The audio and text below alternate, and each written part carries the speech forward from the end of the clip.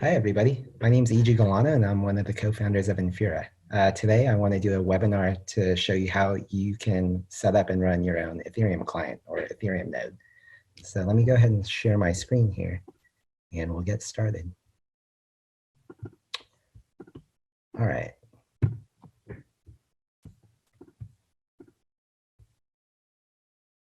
Great. So to start out, we'll go over what an Ethereum node is, the different types of nodes there are, and how you can configure yours when you're setting it up.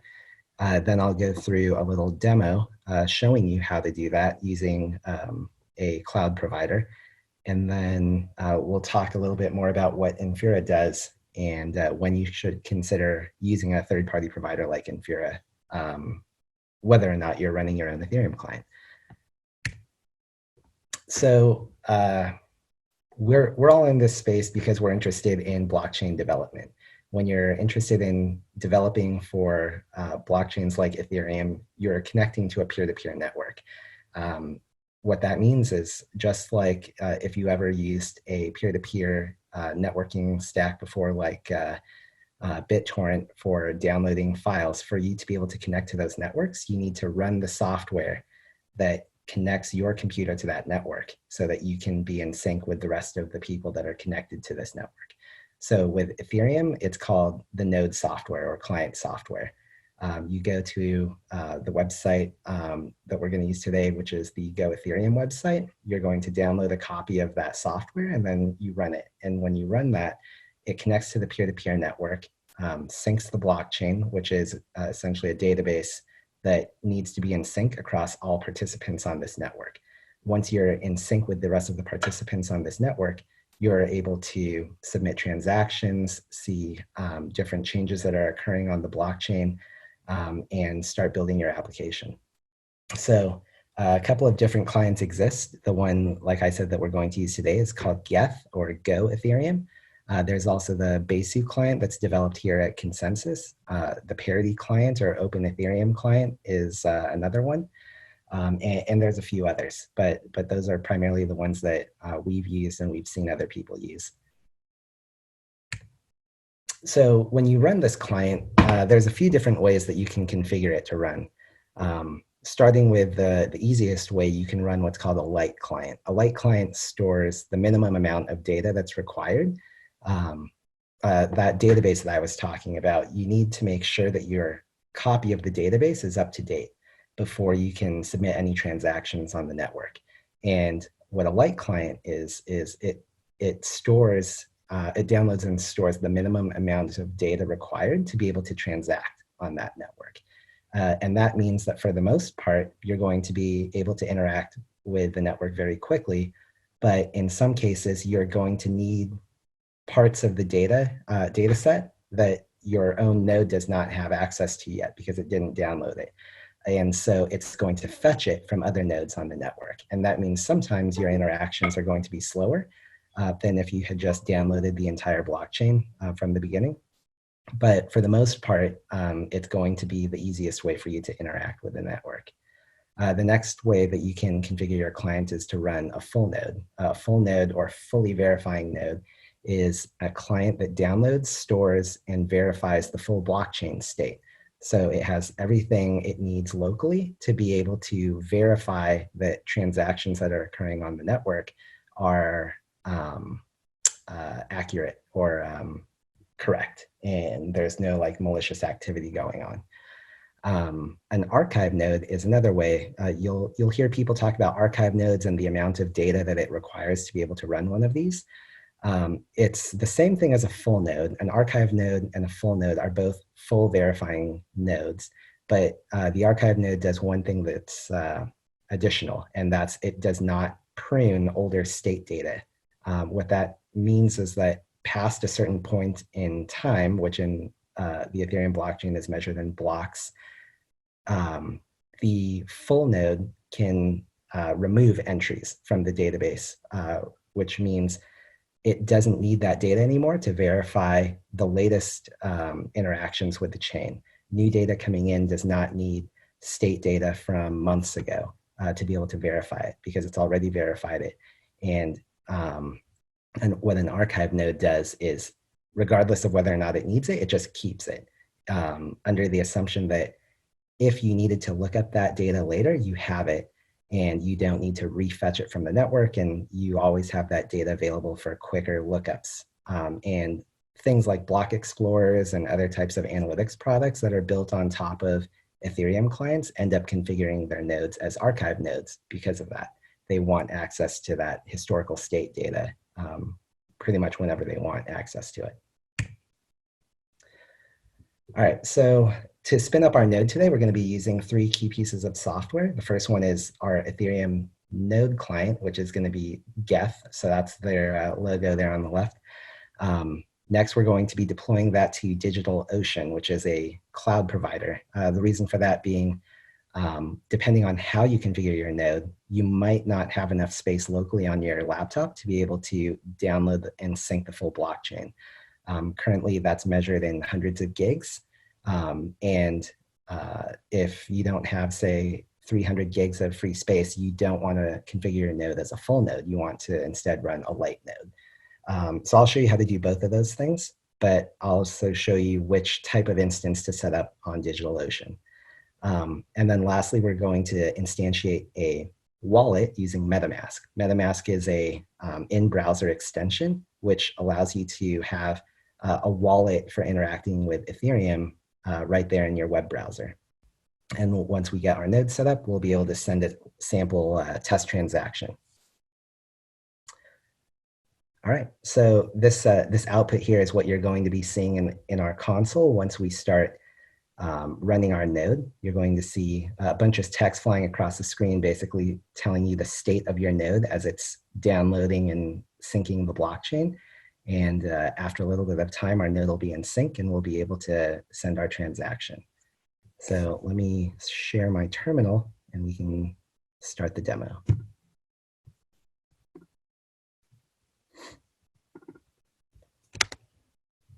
All right, so I have 2 terminals open here, and I'm remote SSH into 2 different instances. And let me show you what those look like in DigitalOcean. So when you go to DigitalOcean, you're going to sign up if you don't already have an account. And then when you pop into your dashboard, you're going to see something that looks like this, but you're not going to already have machines set up here. So you can go to the droplets, which is what DigitalOcean calls their cloud instances, and then you're going to click create. So we're going to be using the Ubuntu Linux distribution today, and the type of instance that we're going to deploy to is going to be the second one here. We want it to have 16 gigs of memory, 320 gigs of SSD space, and 6 terabytes of transfer. That's not really relevant for today, but this is basically the type of instance that you're going to need if you want to run a full node. If you want to run an archive node, you're going to need a lot more disk space than this. It's going to need to be higher up here in a much larger SSD size. The alternative is DigitalOcean, meaning if you don't want to spend this much money, you can attach what are called volumes. So over here, you can create additional data volumes and attach them to your instances. So you can click add a volume, choose the size you want, or so I can pick a couple of these, attach them to my instance, RAID them together to get a larger disk size. Actually here. So if I wanted, say, 3 terabytes, I could put that right here. And then I'd select my Geth full node as the one to attach it to. And that's the way I would go about doing that. For the purposes of this demo, we're not going to do an archive node today. We should be able to deploy our full node and our light node simply by using the configuration that I showed you that has the 320 gig disk. So these are the IP addresses for that light node and the full node. So let me go to the light node first. All right, so this is the light node. we want to go to the Go Ethereum site here, which is geth.ethereum.org. And when you go to the download section, we can grab the latest tarball release of Geth. And we're going to download that. Actually, let's also download it onto our full node. All right, so those are going. All right, so these are compressed tar files or archive files. So we're going to extract it. And inside of this directory, you'll have that new binary. So we can try it out. Oops. Let's just check. All right, so here's the version 1.9.12.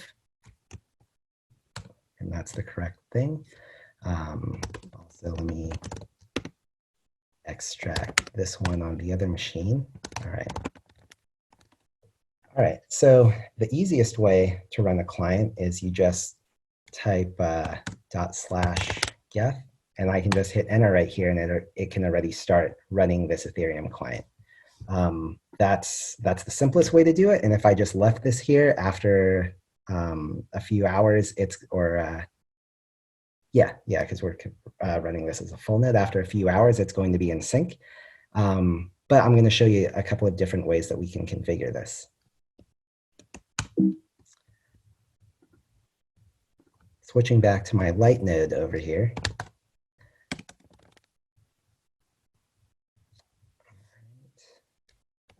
Let's take a look at the help.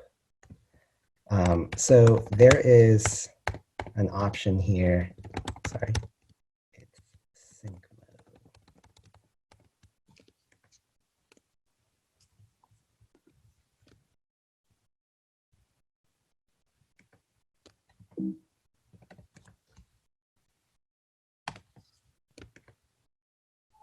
All right, so if you look in these options, why aren't I seeing it actually?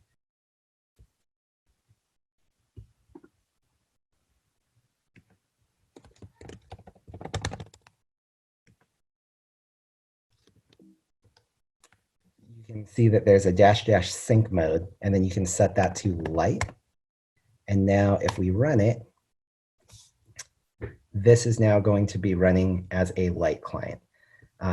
What that means is now it's going to be syncing much less data versus this node over here that we have that's actually trying to sync as a full node. And in a short period of time, this light node actually is going to be able to get in sync. All right, great. So this other full node is already getting peers and is already importing some segments. For the purposes of this demo, making sure that you're able to see what a full node looks like once it's fully synced, I started syncing it a little while ago, so it shouldn't take that long for this to get back in sync with the head of the chain. But typically, you're probably going to expect this to take hours. I don't have the exact estimate right now. I'll try to look it up before our Q&A, and I can tell you how long a full node currently takes. All right, so what you're looking for as this node is syncing is looking at these blocks that it's importing, and you want to see what number you're currently at, because that is going to show you how close you are to finishing your sync. And a lot of people like to use Etherscan as their primary block explorer, and when you're looking over here, you're trying to see, let's see, 9782962 is the latest block, and you want to see when your node is starting to match up with that. 9782962. All right, so our light node is already in sync, and we should be able to use this already if we want to start sending transactions. If we look at that full node, it's much farther behind, 9615. Yeah, so it's still about 100,000 blocks behind. So that's going to take a bit to finish syncing and catching up, but that's not the point of this one. We want to show you how else you configure your node here. So I pressed Control-C here to terminate this instance, and it's important that you just wait and allow this instance to shut down cleanly. Otherwise, you can risk corrupting your database. Now, once the database is synced, it stops it. The process exited. Let's take a look at those options again.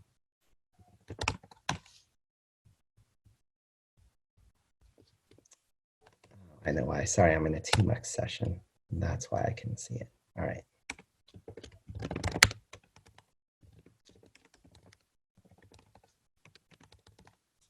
All right, here's the options. So here's that sync mode that I was talking about earlier.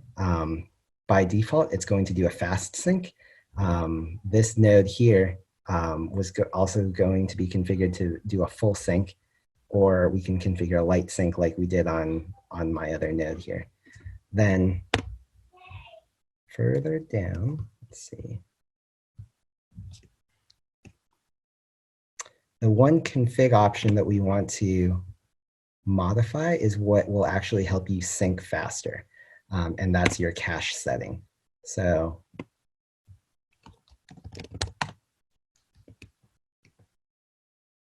I'm really bad at looking up these options. There it is, -- cache.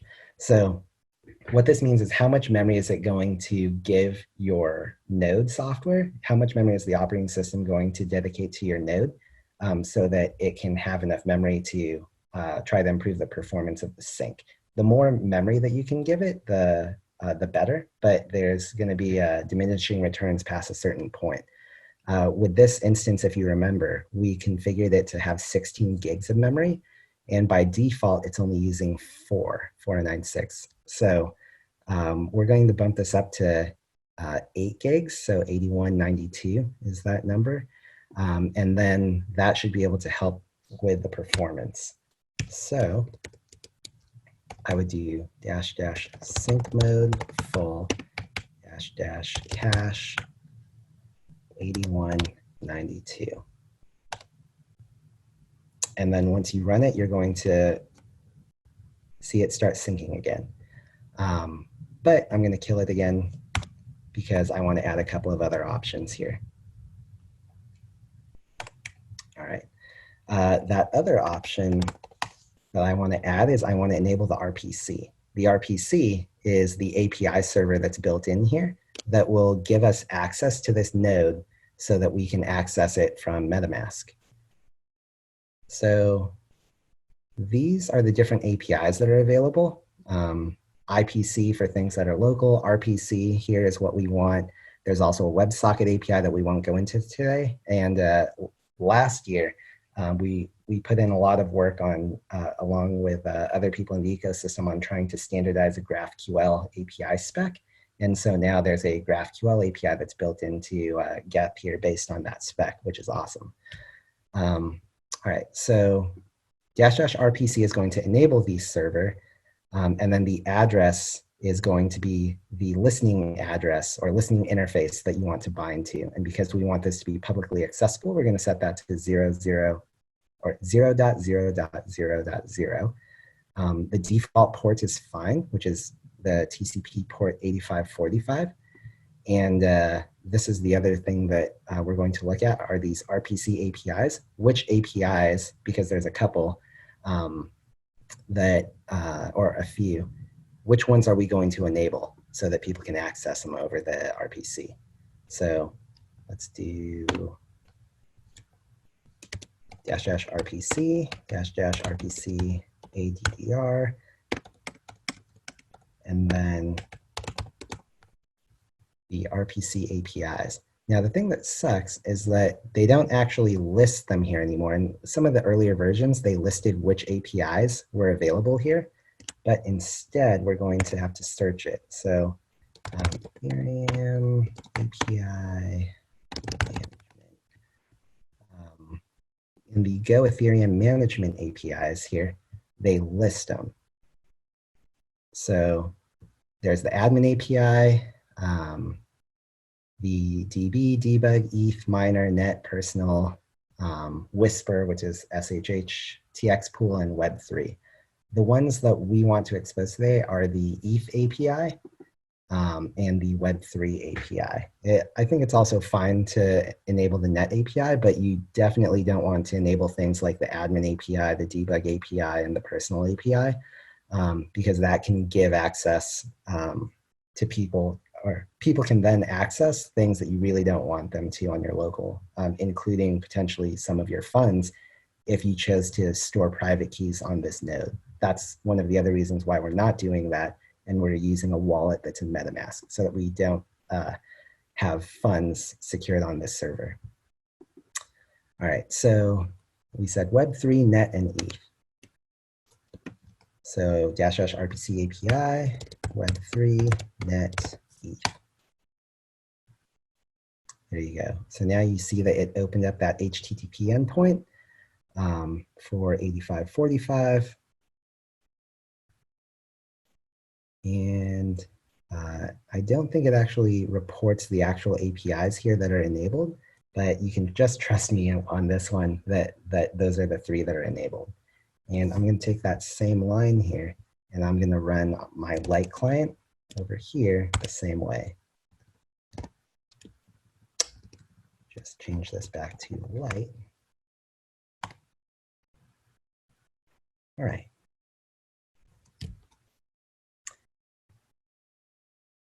So if you see right away, it's starting to say serve ETH get balance. This is because now that my node is public, and sorry, let me exit this TMX session again. Now that my node is publicly accessible, random people or malicious people most likely are trying to hit this node and try to see if they can pull funds off it. There's scanners out there that can try to search for open port 8545s, and if it finds it, it's going to try to see if you exposed any of those APIs that'll give them access to your funds. So one of the things that we can do is enable a firewall on here so that your node is only accessible to the IPs that you want to be able to access it. So I can look at my local IP here and put in a firewall rule so that I can block all other traffic to port 8545 except for the one coming from my computer. I'll show you how to do that in a second. So, well, UFW or micro firewall is what's used here in Ubuntu. So right now it's disabled, and that's what you want. You want to be able to do UFW help, and then you want to be able to insert a few rules for allowing and denying different types of traffic. So you want to allow, so UFW allow, and then you're going to say 8545. Sorry, let me double check my notes on the syntax here really quick. Oh, I actually don't have that open. All right, let's Google it.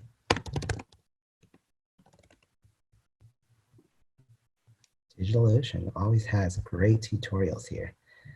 All right, yeah, that's it. So if you just did allow port 22, that automatically enables SSH, and you definitely need to make sure that your rules have that.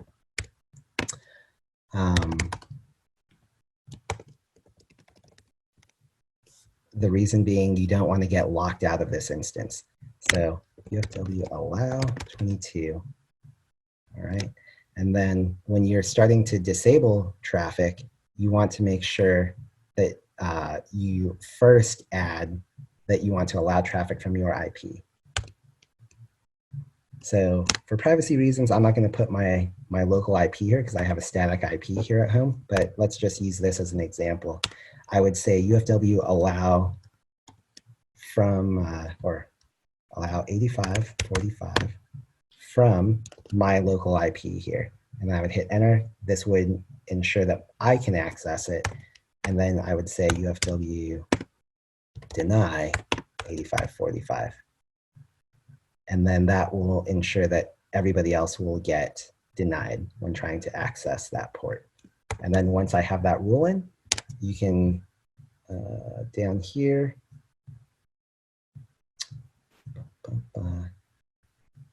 you do status with verbose.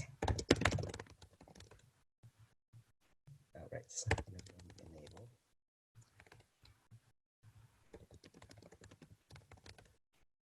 There you go. UFW status verbose will actually show you what rules are currently active. And you're not seeing that 8545 one because I didn't actually type them in here. But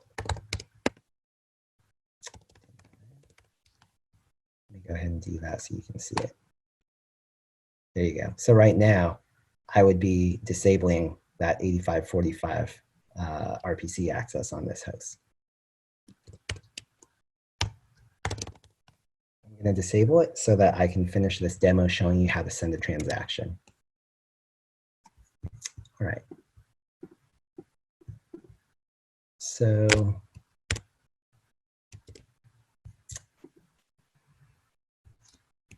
let me open up MetaMask. All right. By default, MetaMask is going to be using Infura, my project, when it says it's connected to mainnet. What you need to do is put in a custom RPC, and you want it to connect to the node that you just spun up here. So if I do a curl to, I always use this site, ifconfig.co. It shows you, this is my current public IP address. I could have also just looked it up on DigitalOcean, but I like doing this. So if I go to this address on 8545, that's going to be my RPC server. So let's set that up as my custom RPC. I'll call it webinar HTTP 8545. Chain ID is optional, but we know it's 1 because that's what the mainnet chain ID is. And we're going to save it. So now it's going to try connecting to this node. And this is how you're going to know if you messed up your firewall rule, because if you can't connect to that node, then MetaMask isn't going to finish connecting here. All right. Let me start the node.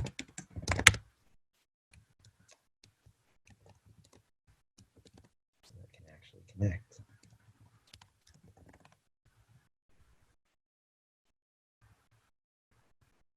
All right. Node started, HTTP endpoints open. Try again.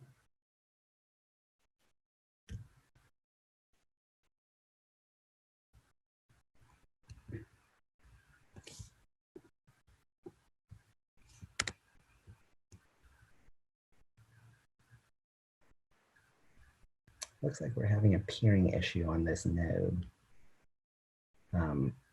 One of our other projects that one of our friends here at Infura, Andre Petrov, put out is one called VIP Node. VIP Node is a project that incentivizes people to run light client servers, which is the types of full nodes that these light clients, like the one I'm running, try to connect to get the data. The fact that it's showing no suitable peers right now means that it's having some difficulty finding some peers on the network, which is actually surprising. I didn't have any issues with this as I was testing out this demo earlier. Let's give it a minute.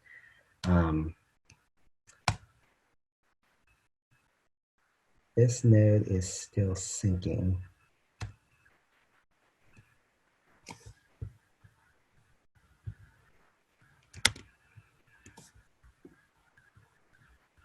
Live demos.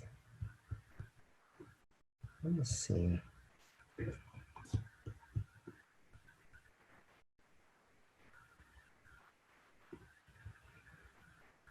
All right, I'm going to stop the share for a second so I can try to troubleshoot this peering issue. Okay, we're good to go now. What I did was I basically cleared out the peering list. So there's a shutdown, or you shut down the node, and then there's a nodes directory there that you can just clear out so that it can get rid of all the bad peers it was trying to connect to, and then restart. When you restart the process, it'll try to find new peers to connect to, and this time it worked. So let me go ahead and share my screen again. There we go.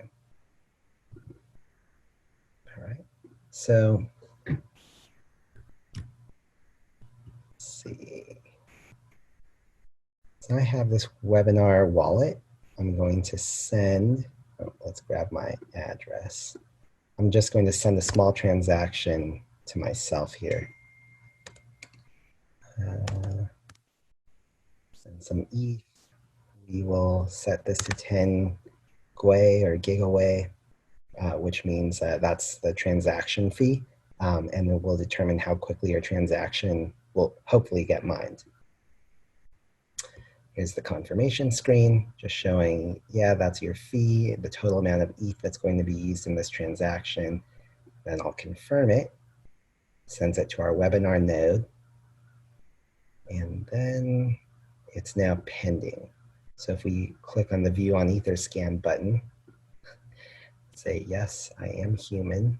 Uh-oh, those aren't dogs. There's a dog. Dog, dog. Ugh, still need to pick dogs. Dog, dog, dog, dog. All right. Wow. Oh, an elephant. Oh, elephant, elephant. There you go. All right. There we go. And our transaction's already mined. So you can see Etherscan first saw the transaction a little while ago, 42 seconds ago, and then it was mined in this block. And that was it. We sent our transaction through MetaMask to our Ethereum Light Client node. Awesome. All right, so let's summarize what we did here. We went on DigitalOcean. We spun up 2 instances. We had one that we configured as a Go Ethereum Light node and one that we configured as a Go Ethereum full node. After we did that, we went through the different configuration steps that you could go through to see how much memory you're going to give it, what APIs you're going to be enabling on it.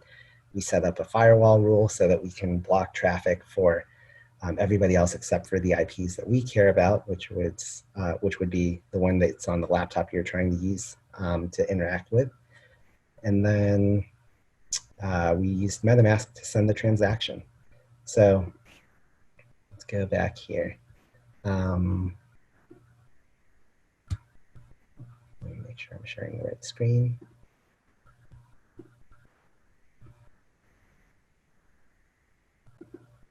All right. So that's it. That's how you run your own Ethereum node. There are a few hiccups there because of peering, and that's just kind of natural with these peer-to-peer networks. Is they can be finicky at times, especially after some latest releases. There might have been a bug in discovery or something, but for the most part, it's pretty good. Now, when do you want to consider using a third-party provider like Infura? So if you haven't come across our project before, what Infura does is we run an API in the cloud that presents itself like your local Ethereum node. We run nodes as a service, essentially, so that anybody that's trying to connect to and develop on Ethereum or IPFS can quickly connect to these networks and not have to worry about the infrastructure. When should you consider using a service like that? When you're new to Ethereum and you just want to get started writing your first smart contract, if you're developing a product and you're very time constrained or resource constrained, you can definitely consider using Infura in that case so that it's one less thing that you have to worry about. And if you're trying to launch an application that's going to be serving traffic for thousands, tens of thousands of users, and you're worried about all of them having to sync and maintain their own Ethereum nodes, you might be deciding, well, maybe I should run a node for these users or proxying the requests that these users are going to be making so that they can just immediately try my application without having to run that client software that we just went through.